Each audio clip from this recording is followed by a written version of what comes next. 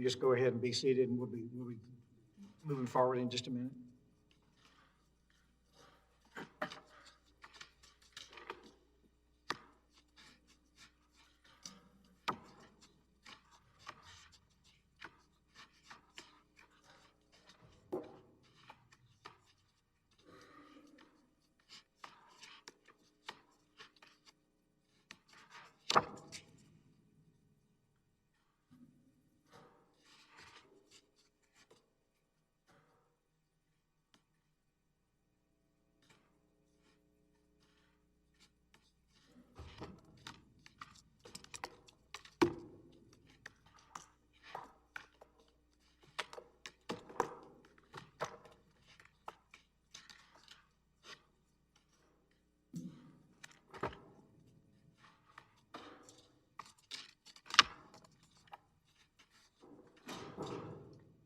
All right.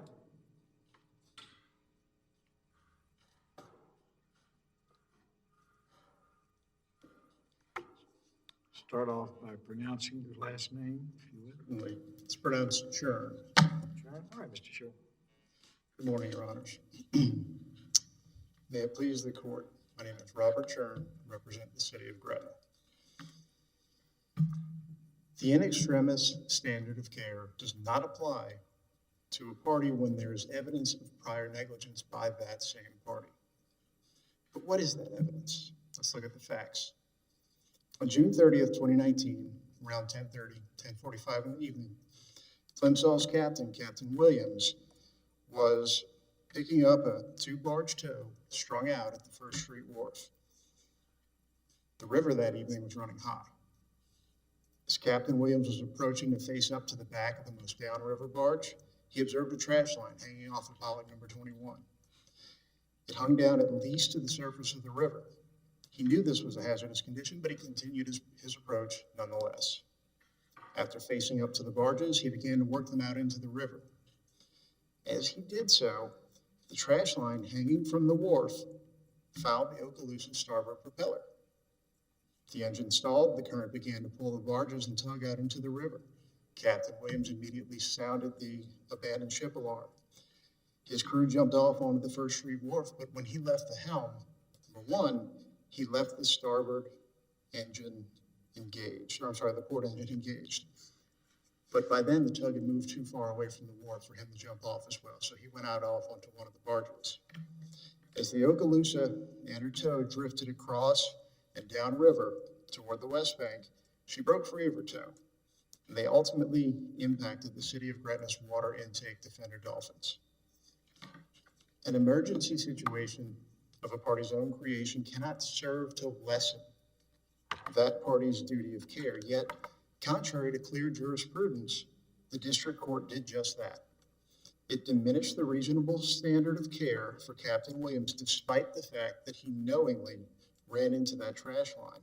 Counsel, was there any expert testimony about the standard of care, what a reasonable, trained, competent captain would have done under the circumstances? I know the testimony, his testimony is that he saw the line, but was there any expert testimony that would have enlightened us as to what he should have done at that point? There were no navigational experts at trial, Your Honor. The consequences of affirming the district court's decision here would be severe for 2 reasons.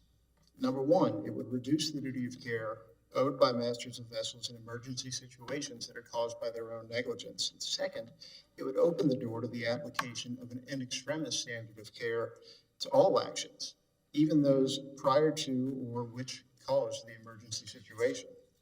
The end result would be a form of semi-immunity for masters who ignore known potential hazards that subsequently result in emergency situations, and it would broadcast a message to those masters that if they gamble and lose in choosing not to protect against known potential hazards, the ensuing emergency will only serve to lessen their potential liability, if not exonerate them entirely. So what is it that the captain should have done?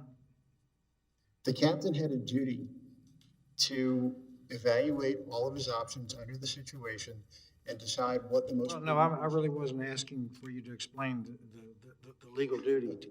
You carefully gone through all the facts for us. What should he have done? He should have taken steps to avoid You still haven't answered the question. What should he have done specifically?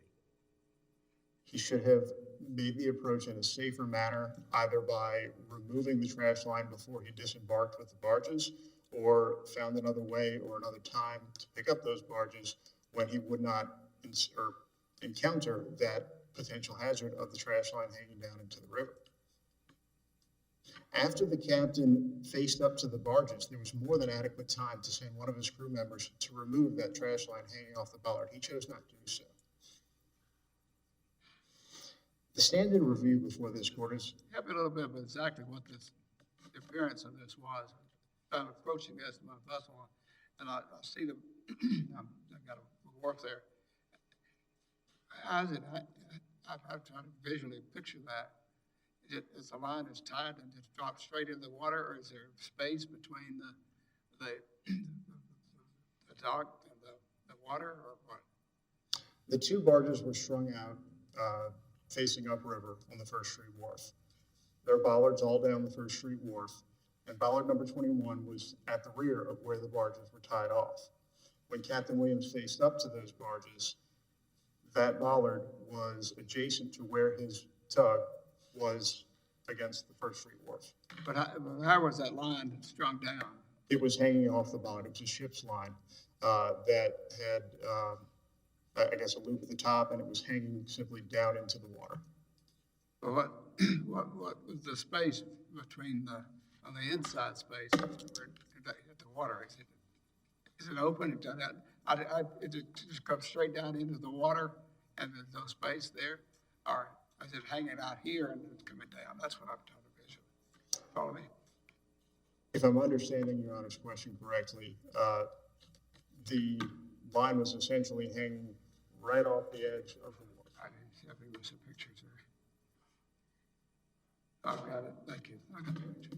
My colleague's got some photos here. The standard review before this court is de novo. When a district court's finding of negligence is based on an incorrect legal principle, such findings are disregarded and the clearly erroneous test does not apply. As such, this court must review the district court's negligence finding de novo because the court based its finding on an incorrect application of the in extremis legal principle. The district court's application of that incorrect legal standard in finding that Plimsoll through Captain Williams satisfied its duty of reasonable care is what's at issue in this appeal.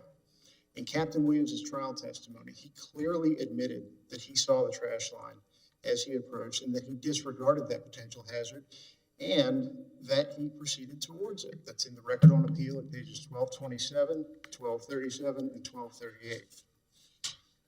The Fifth Circuit has routinely held that the in extremis standard of care should not be applied to the actions of a captain who had ample time to avoid the peril.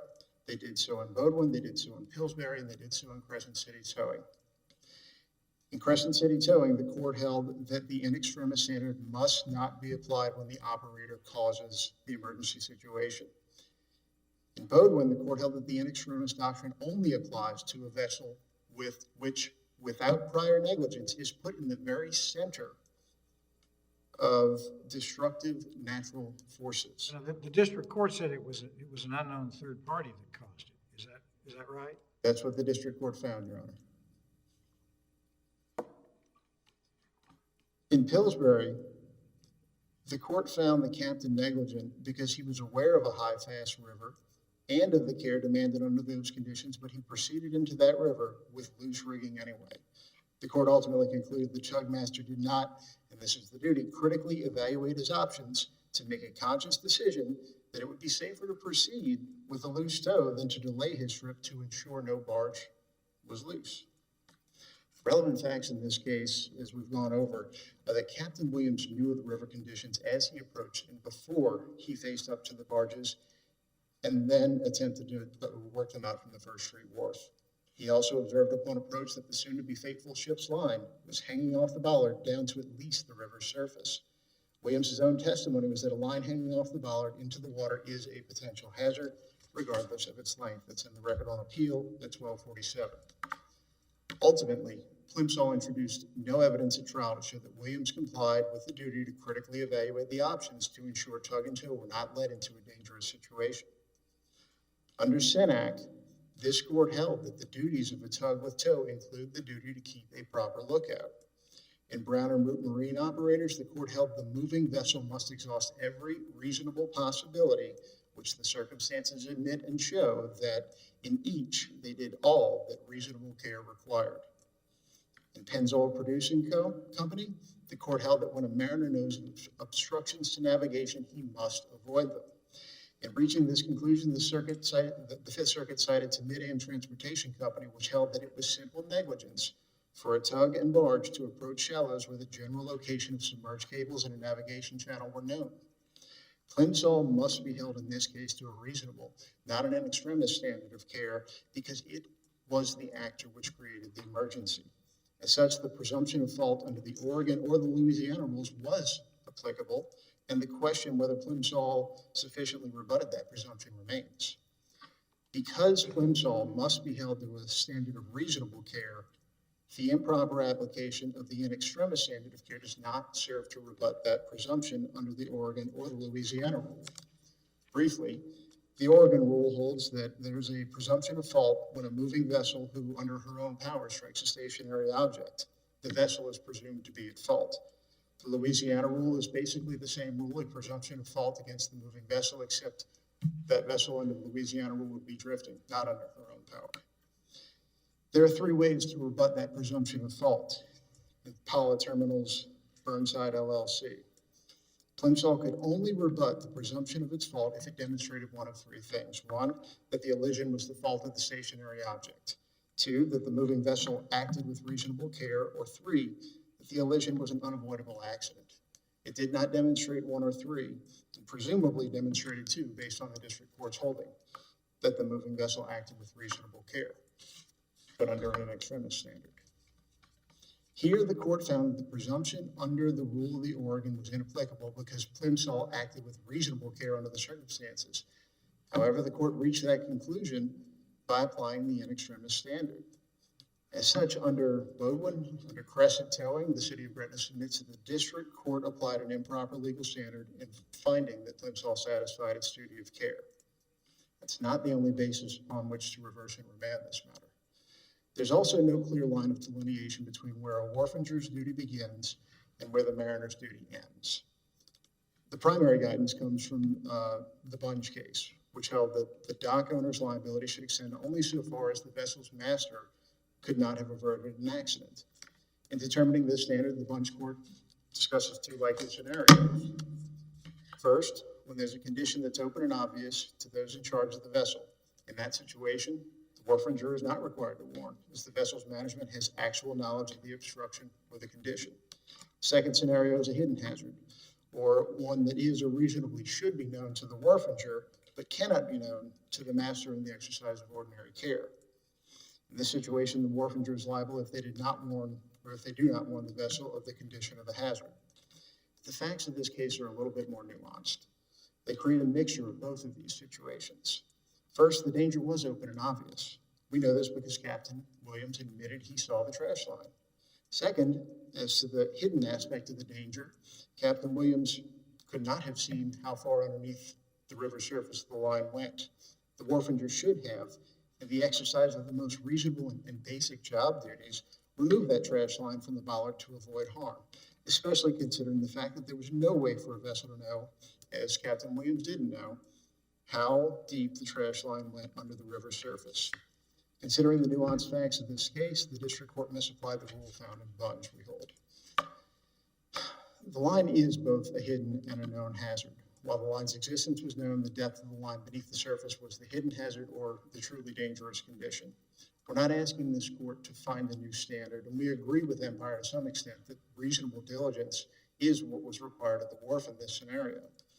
Under trade banner, reasonable diligence includes the duty to ascertain the condition of the berth, to make it safe, or warn the ship of any hidden hazard or deficiency known to the wharfinger, or which in the exercise of reasonable care and inspection should be known to him and not reasonably known to the ship owner.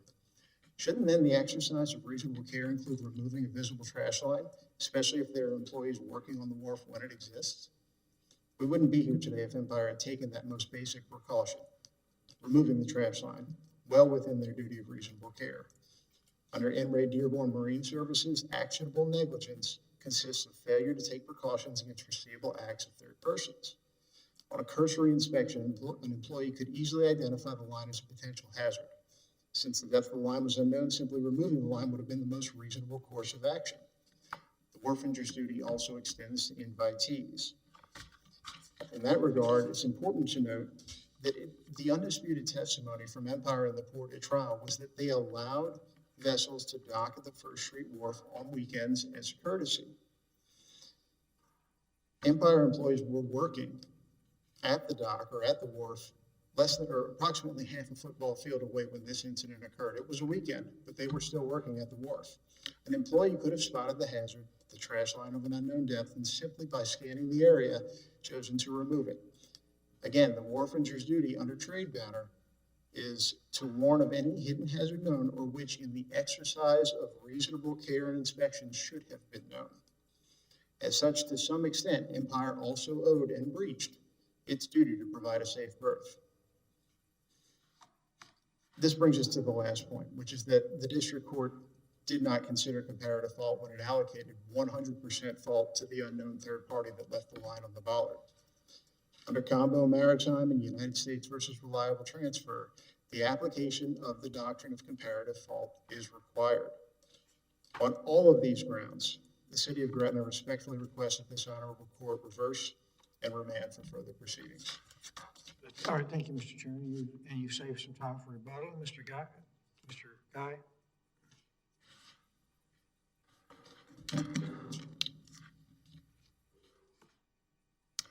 May it please the court, Matthew Guy, on behalf of the Port of New Orleans and Empire Stevedoring.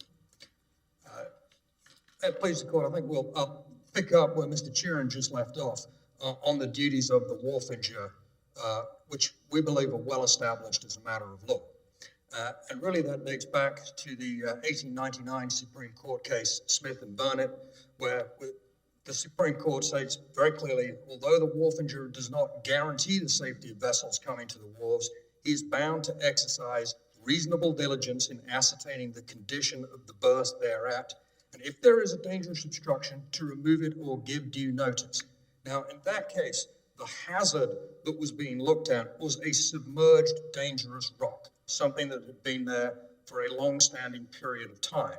And that's a consistent theme of the wharfinger liability cases where there is an unknown hazard, is that they have been there for an extended period of time.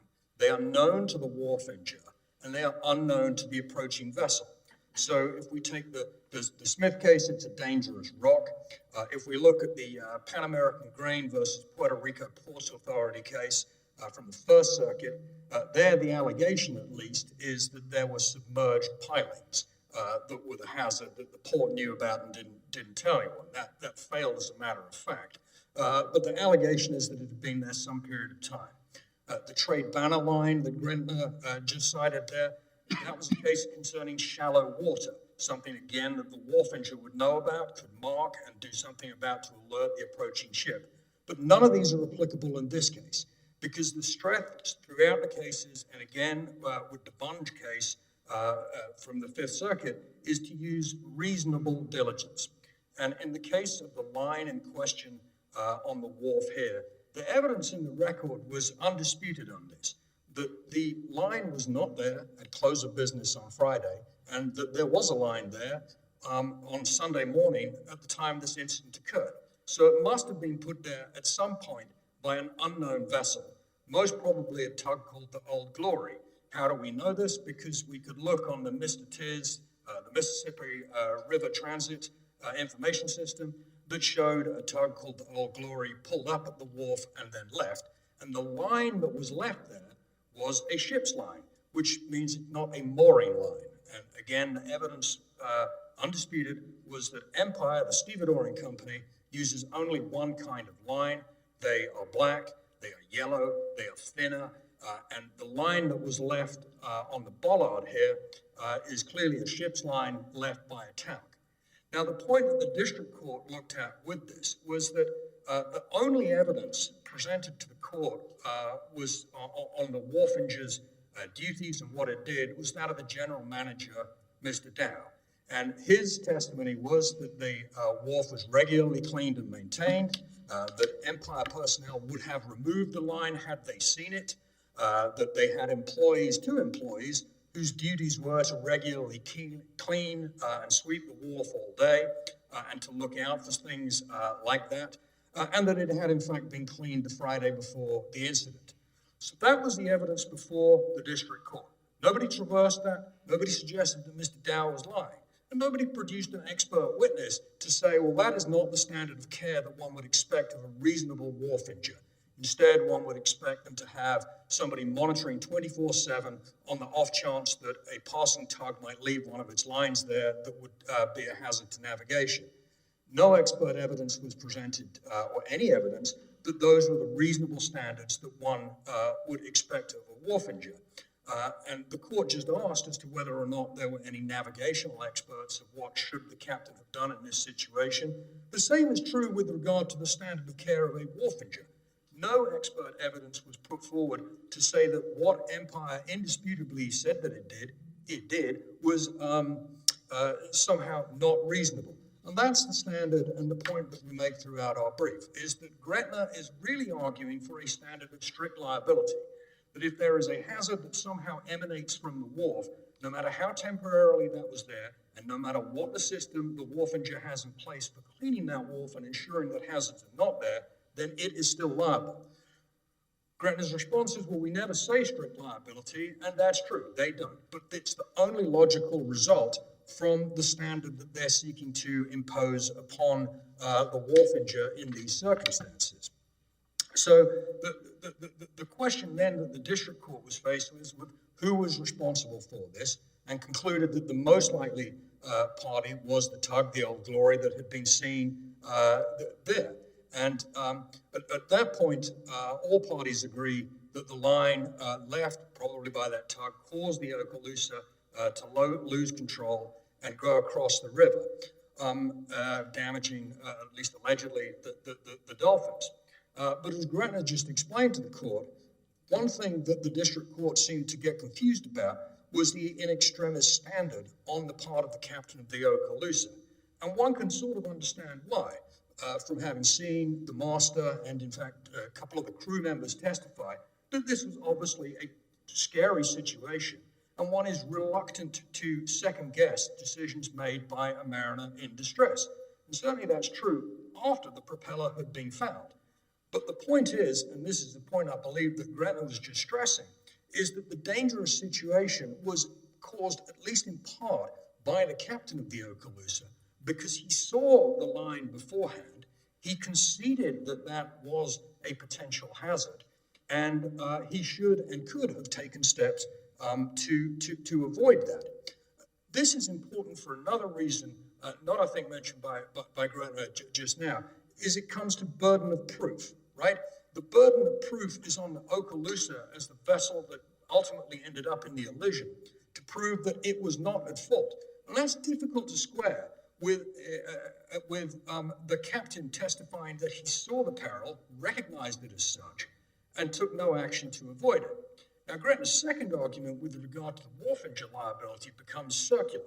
There, Gretna's arguing that because the line caused the tragedy, caused the elision, that axiomatically means that not removing the line was unreasonable. And as I've already explained, that's not the standard that's being addressed here. But going back to the Okaloosa's fault, it's presumed to be at fault, and it can rebut that presumption by showing that the elision was the fault of a stationary object. Well, literally nobody's arguing that.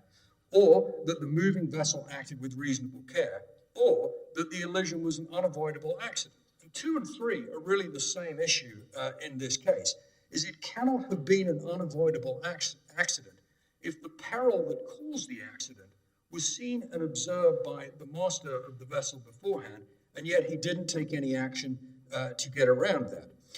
And as was cited in the Kiosk Beauty case earlier, the in extremis standard does not apply to the captain who had ample time to avoid the peril, which he did beforehand. That doesn't mean that we have to second guess the captain's actions after the propeller had been found. And the fact that the master and all of the crew were able to get off safely and that there was no loss of life or injury, and this is something for which we should all be grateful for. But we can second guess the captain for having seen the peril and not actively taken the steps to avoid it. The district court, we would say, was correct that there's certainly no evidence presented on the part of a fault on the part of the port or of Empire, the wharfinger. Empire demonstrated that it took reasonable steps to maintain the safety of the wharf, and no evidence was introduced to contradict that, factual, expert, or otherwise. The district court was probably correct that it was the line was most likely left there by a tug that had simply forgotten it and passed on. But that's really of no moment. That party wasn't sued and was never in the case, so we never got to know about it. One last thing, Your Honor, is that there was a question from the court about what the line looked like. If I can just refer to the record excerpts from Gretna, one can see it's hanging down there into the water. Now, part of the district court's conclusions were based on the fact that nobody knew how far underwater the line went because it was dark.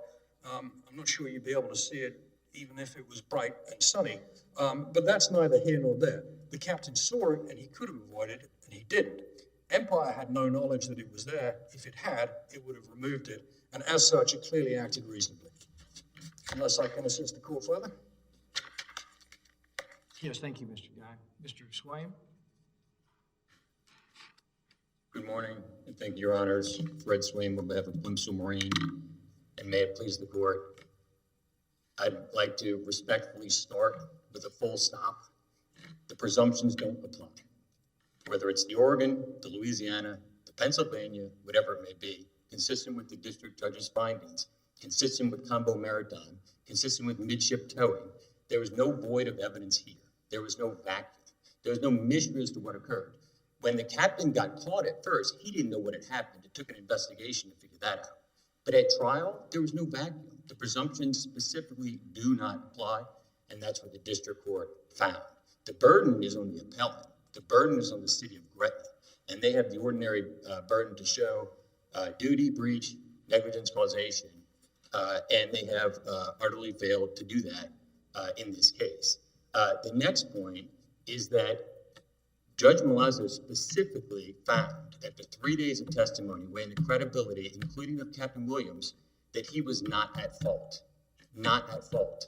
So the in extremis standard, if the captain is not at fault, it applies. Only if she had found that the captain was at fault could there be an argument that the in extremis standard was misapplied. But it wasn't. She specifically found that the captain was totally free of fault. So that is a fatal flaw. Judge Engelhardt, there was another captain that testified that said that the actions of Captain Williams were perfectly reasonable and that he actually saved lives. That's what the crew felt. He saved lives in this process. And just to describe that real quick, so I don't know if Your Honors had a chance to get that gauge, but he saw the line 100 plus feet away from where he was maneuvering. He went in a different direction. He went into the river. And when he did that, his engine locked up. He didn't know why, and he couldn't get away. The old ferry was just south of him with a rake bow. In his opinion, that tug was going to go under the ferry, potentially killing all the souls aboard. So he immediately called for to get off the ship for his crew, who were able to still jump to the wharf. Pretty intense. Then he stayed up there trying to get it in gear and trying to get the other engine to work so that he could avoid the ferry, so the vessel wouldn't go under. When he tried doing that for a second, he realized he doesn't know if he can make it happen, so he left it in gear. Fortunately, he did, because what happened was it went out, it bumped the ferry, and then went into the river. He then went out onto the tows, thinking that's the best spot for him to get saved. That's the best spot for him to get recovered. And that's how the incident actually happened. He never said that he thought that the line on the pollard was a hazard to him. When pressed at trial, this debate about whether it could have potentially been a hazard was discussed, but he never viewed it as a hazard to him. That's consistent with Judge Malazzo's findings. So let's look a little bit more at the facts. There's no way for him to know whether that line 100 feet away was hanging to the waterline, below the waterline, somewhere out in the middle of the Mississippi, It didn't matter whether it was night or day. You can't see it in the Mississippi River. For the appellants to suggest that the captain simply turned and ran over the line, suggesting that he saw it, suggesting that he made a decision, suggesting it was like every other case they cite, a plotted pipeline, a hurricane, a latent defect, a failure to inspect, loose rigging. None of that applies in this case. Those are all the cases that the appellants have cited. Captain Williams was where he was supposed to be, doing what he was supposed to do by invitation of the port and by empire. And they shouldn't have had that trash line there. And they did have a duty to warn because it wasn't open and obvious. Judge Blasio found it wasn't open and obvious. They had a duty to warn. They didn't, and they were operating at the time. And the video footage supports that, despite the corporate representative's original testimony. The district judge specifically found observing the line was not determinative of a hazard. The line was not a known peril to Captain Williams. It was latent, it was hidden, it was below the waterline, and it was not open and obvious. The appellants bring up certain other factors that they say are somehow relevant. High river. Well, the captain testified it really wasn't that high. And this is essentially in South Louisiana, it's a norm that you'd have high river in recent years. They don't stop these type of operations. Most importantly, there's no facts that were demonstrated at trial to suggest High River had any real part in this, except once the engine was lost, it made things more difficult, right? But it didn't lead, it wasn't part of the cause of the incident. They next cite to the barge configuration. Again, there was another captain. There were experts who testified. There was nothing wrong with the barge configuration. It was two strung out barges, just as it was supposed to be. It was going to pull up on the back, get them, go out the river, and go to where he needed to go.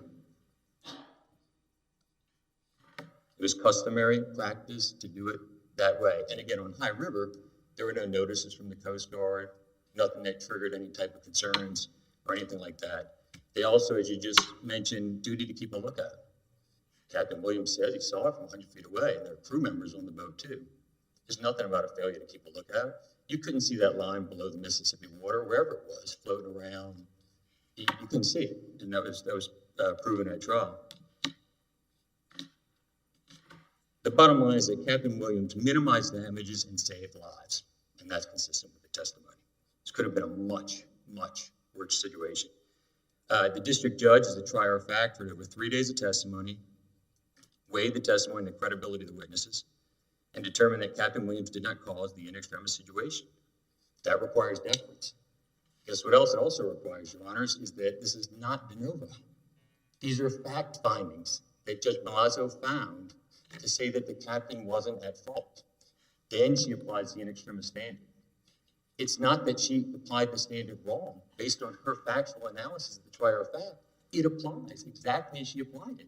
So any problems that the court would have as the factual findings after the 3 days, after weighing all the testimony, is definitely a clearly erroneous standard. This is not a de novo case, not on this appeal. The other point that the city of Gretna makes is that the district court misunderstood the evidentiary requirements that the elision was unavoidable. That goes back to the presumptions that you heard counsel mention, that you either have to show that you acted reasonably or that it was an unavoidable accident. Presumptions don't apply. Their burden. The court is very clear about this. And again, I would refer the court to Combo Maritime and Mid-South Towing. You know, the city says that the captain took no action to avoid the line. They did. He saw it 100 feet away. He wasn't operating in that exact area, and he was leaving the wharf to go out into the river without any understanding that that would have been blocking his path.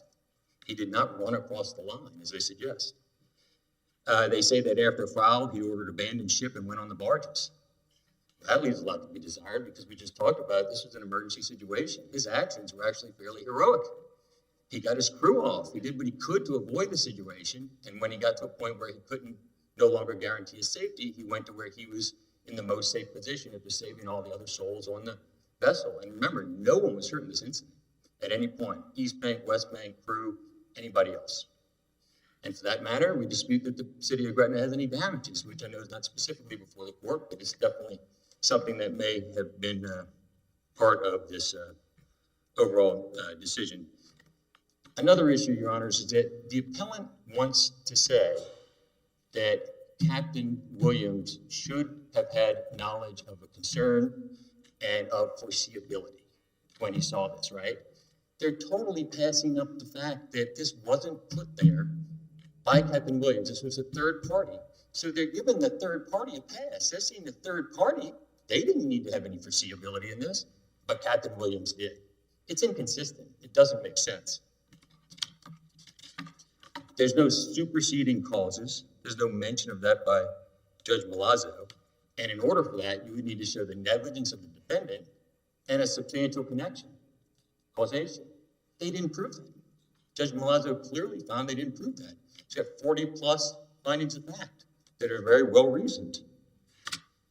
You say that the Oregon rule doesn't apply regarding presumption of fault against a moving vessel? That's correct. So, Your Honor, for much of the maritime history, the presumptions were in place for certain reasons when you couldn't otherwise discover facts. Combo Maritime and Mid-South Towing make it very clear that if there's not that void, if there's not that absence, if it's not a mystery, you don't need the presumptions. You take it as you ordinarily would under the GML, under an ordinary standard. Judge Malazzo specifically cites that in order and finds that because there were no facts that were missing here. It wasn't like you had a major gap in the incident that couldn't be decided to say, okay, well, they hit you, so that presumption goes to the vessel. Didn't happen here. They absolutely don't apply. We've seen them in all the briefs. We've heard them argue before, but they do not apply, and Judge Malazzo found that to be the case. You know, as far as public policy, Your Honors, I mean, saying that Captain Williams had the burden in this case, well, you better start stopping traffic all up and down the Mississippi River because it would have, this was a 150-foot line or a 200-foot line that the port left on it. Then you couldn't have anybody come down the center of the river. Your time has expired now, Mr. Oh, Your Honor, thank you very much. Mr. Tschirn? Your vote?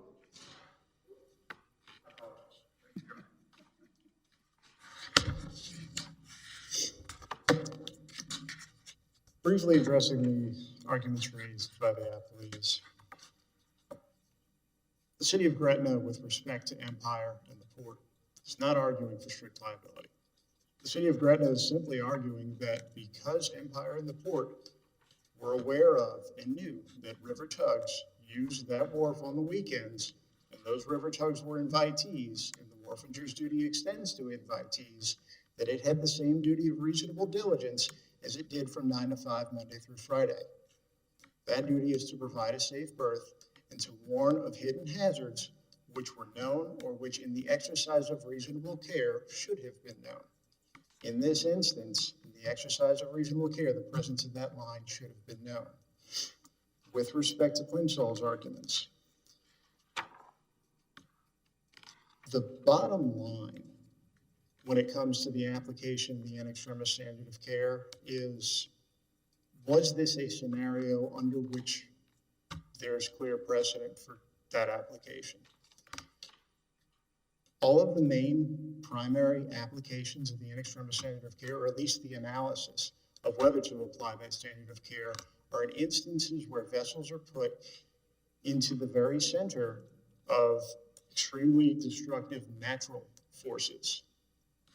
If we go back to the Bodwin case, 1957, that destructive natural force was Hurricane Aubrey. If we go back to the Crescent Towing case, just 2010, that destructive natural force was Hurricane Katrina. But even in that case, in Crescent Towing, for instance, the in extremis standard did not apply. The reason it didn't apply is because the master of the vessel in question in that case chose to navigate his vessel into New Orleans as Hurricane Katrina was approaching, when he had more than adequate information to choose a more reasonable course of action. Likewise in Bodwin, that was another hurricane that was heading up straight for Cameron, Louisiana. The Tidewater 5 was tied off on a dock less than 3 feet above sea level. More than one weather report came through, and the court goes through each and every one of them. More than one weather report came through saying there were going to be tides in excess of 3 to 5 to 9 feet by the time Hurricane Aubrey finally struck. Yet nobody moved the Tidewater 5. Ultimately, it broke free of its moorings, and there were lives lost in that instance. The in extremis standard of care did not apply there because the master had an option failed to consider that option, and ultimately the emergency scenario ensued. This case is no different. Here we have a captain who saw a known potential hazard in a line hanging down into the water that he couldn't see how far down beneath the river surface it went. He chose to proceed towards that line. Maybe he would have gotten lucky. Maybe nothing would have happened, but we wouldn't be here today if that was the case. Something did happen.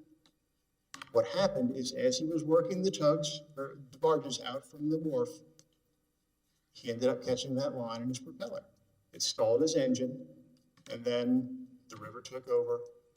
The boat and the barges both spun across the river. And they impacted the city of Gretna's dolphins. There's no question about that. The city of Gretna's dolphins sustained damage. There's no question about that. They have yet to be repaired to this day. The only question is why the in extremis standard of care was applied when a simple act of removing the trash line, be it by the wharfinger, by the master, could have avoided this entire thing. Thank the court for its time. Thank you, Mr. Tschirn. Your case and all of today's cases are under submission, and the court is in recess until 9 o'clock tomorrow.